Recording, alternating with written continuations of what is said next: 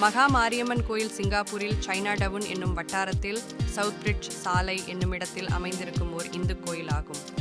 இதுவே சிங்கப்பூரின் மிக பழமையான கோயில்.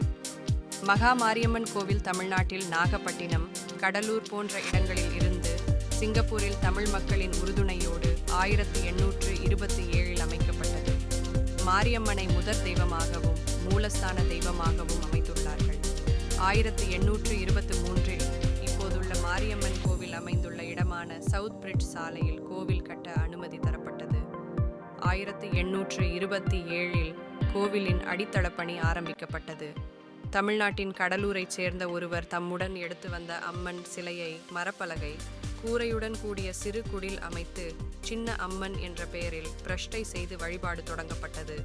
அந்த அம்மனே இன்று மகா மாரியம்மன் ஆலயத்தின் மூலஸ்தானத்தில் இருக்கிறது.